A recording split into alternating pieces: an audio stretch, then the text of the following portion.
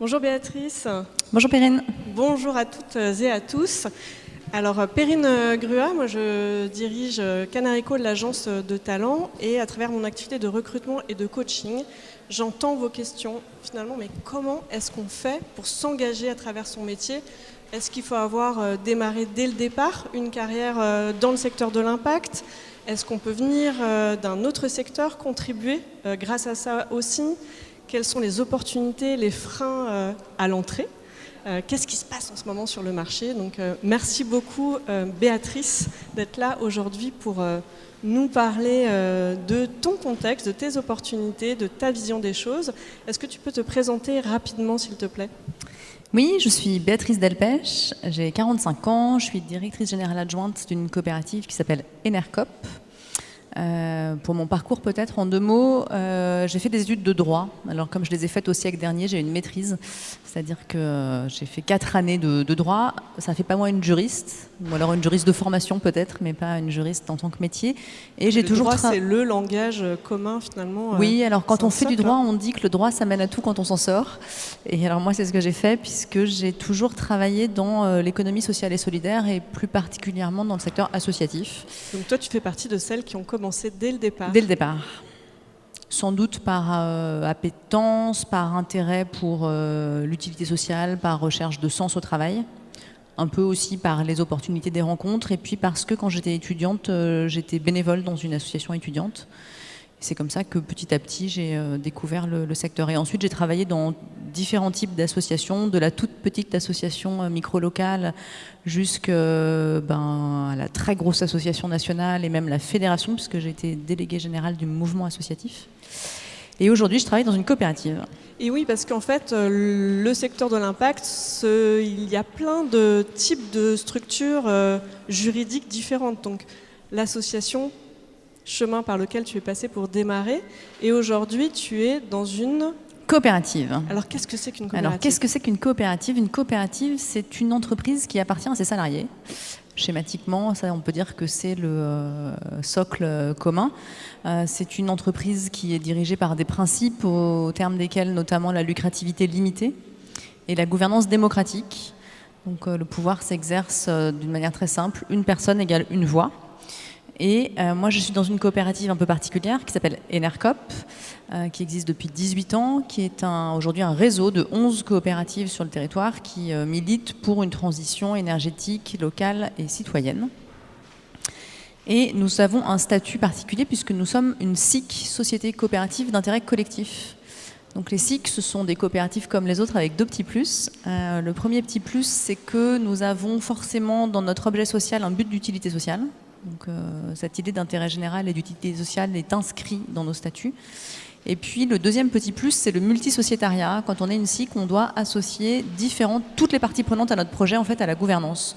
Donc il n'y a pas que les salariés qui sont sociétaires de la coopérative, il y a aussi chez nous les clients, les partenaires, les porteurs historiques, les producteurs d'électricité, puisque Enercop c'est une coopérative qui est un fournisseur et un producteur d'énergie renouvelable. Et spécificité très intéressante, les collectivités locales peuvent entrer à la gouvernance des sociétés coopératives d'intérêt collectif. Ce qui permet de conduire des projets localement, très ancrés territorialement, en mettant autour de la table et à la gouvernance toutes les parties prenantes du projet. Et donc, une gouvernance particulière, une mission particulière, qu'est-ce que ça implique dans vos critères de recrutement? À quoi êtes-vous vigilant en particulier au regard de cette modalité, en fait, de pilotage au quotidien de l'entreprise qui est différente? Donc forcément, ça doit avoir un impact sur la façon dont vous recrutez. Oui, notamment, on est très attaché chez nous à la gouvernance et on travaille beaucoup, on est très inspiré des modèles de la sociocratie, on travaille beaucoup sur les concepts de l'intérêt, l'intelligence collective, je m'y perds. Donc on va avoir une attention particulière sur ces questions-là. C'est-à-dire que quand on recrute chez nous, on a envie que les gens se sentent en congruence avec ces principes-là et aient envie d'appliquer ces principes-là dans leur quotidien. Il y a plutôt plus de gens qui ont envie d'y aller que de gens qui n'ont pas envie d'y aller, donc ça, c'est pas tellement une difficulté. Et comment est-ce que vous faites pour vérifier cette compétence aussi à contribuer à cette intelligence collective, à prendre part aux décisions, à s'impliquer Alors, je ne sais pas s'il faut une compétence pour prendre part aux décisions. Souvent, il faut avoir l'opportunité de le faire. La plupart des entreprises ne donnent pas cette possibilité à leurs salariés. Donc, je ne sais pas si c'est une compétence, un prérequis de compétence. Ensuite, nous, on accompagne les gens. Les gens qui viennent chez nous, on les forme à un certain nombre d'outils. Des outils tout bêtes, comme la communication non violente, par exemple. On a une équipe dédiée à soutenir les uns et les autres dans leurs projets d'animation ou de conduite de projet pour les aider à mobiliser des outils de l'intelligence collective, à faire des animations qui permettent de stimuler cette intelligence collective. Donc c'est plutôt quand on va recruter des gens qui vont être en situation d'être managers d'équipe, on va s'assurer que leur vision du management d'équipe correspond à cette réalité-là, qu'ils ont envie de cette gouvernance horizontale, qu'ils se posent des questions, etc. S'ils ne l'ont jamais fait, c'est pas forcément grave. On peut apprendre, mais il faut avoir une appétence, il faut avoir envie de le faire. Quelqu'un qui n'aurait pas envie de le faire, ou quelqu'un qui, ne l'ayant jamais fait, ne se poserait aucune question et aurait l'air d'être très éloigné de cette réalité, il y a des chances qu'on lui préfère quelqu'un d'autre qui sera plus éveillé sur ces questions. Vous êtes combien et vous avez combien de postes ouverts actuellement ? Alors, à Enercop historique que je représente, on est à peu près 130, 140 salariés. Dans tout le réseau des 11 coopératives, on est 230 salariés. Et en ce moment, on a 27 postes ouverts un peu partout en France. Ouais. 27 postes ouverts. Et sur quel type de fonction majoritairement ? Est-ce qu'il y a une grosse tendance ou est-ce que vous avez peut-être des difficultés à trouver Alors il y a une tendance dans le sens où il y a une activité nouvelle, puisqu'on est historiquement un fournisseur d'électricité et qu'on a décidé, d'électricité renouvelable, produite en France, et qu'on a décidé l'année dernière de devenir plus massivement producteur d'énergie renouvelable. Donc la tendance qui s'annonce, c'est de recruter sur ces nouveaux métiers pour nous, qui vont être les métiers qui vont permettre la production d'énergie renouvelable. Donc ça, c'est les nouveaux profils. Donc il faut être ingénieur dans le secteur de l'énergie. Par exemple, ingénieur dans le secteur de l'énergie. On a recruté récemment un géomaticien. Là, on recrute des commerciaux qui vont faire de la prospection auprès des collectivités territoriales, par exemple. Donc ça fait des métiers très divers. Et puis, on a des métiers qui sont moins liés à cette nouvel angle stratégique. On cherche des développeurs assez régulièrement, on cherche des commerciaux, on cherche... Il y a vraiment une très très grande déchargée de communication, des métiers propres à la coopérative. Il y a des gens qui font de l'animation de la vie coopérative, par exemple, chez nous.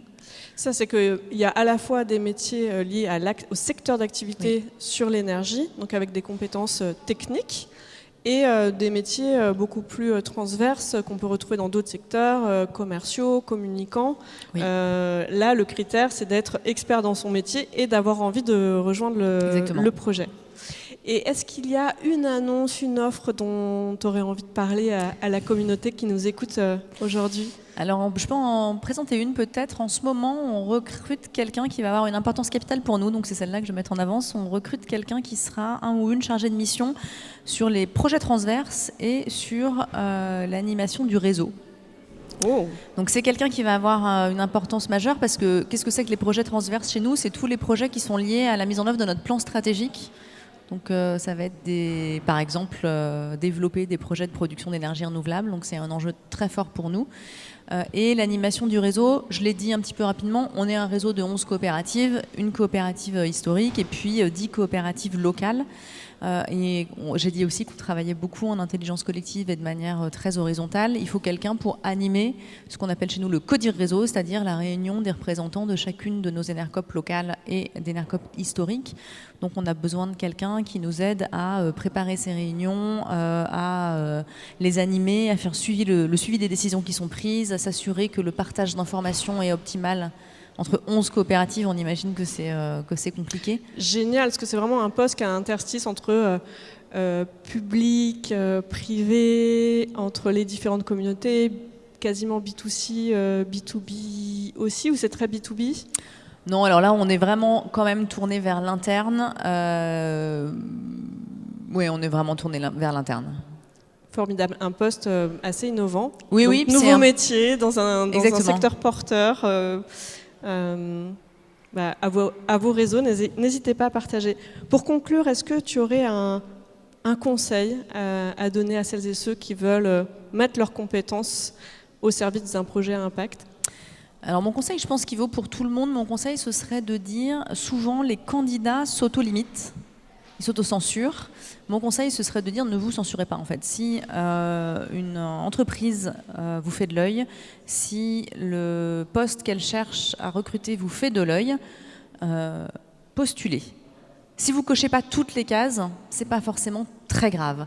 Souvent, on cherche des moutons à 5 pattes, donc déjà, c'est assez rare de cocher toutes les cases. Donc si vous ne cochez pas toutes les cases, mais que vous avez cette appétence, cet élan et que vous avez envie d'y aller, ne vous limitez pas. Après, c'est le job du recruteur de voir si il estime que vous avez les compétences suffisantes ou non. S'il estime que peut-être vous n'êtes pas parfait partout, mais qu'on peut vous accompagner pour que vous progressiez et que vous les ayez, ces compétences. Et donc vraiment, mon conseil, ce serait ça. Il faut oser, il ne faut pas se limiter. Je plus sois, en tant que recruteuse, même dans une mission d'approche directe, je mets toujours une annonce parce que parfois les personnes qui postulent sont peut-être des personnes que je n'aurais jamais pensé approcher directement. C'est aussi un moyen d'être inclusif. Donc j'adore ton conseil, allez-y, osez, ne vous limitez pas. Merci beaucoup Béatrice, Merci, à bientôt. À très bientôt.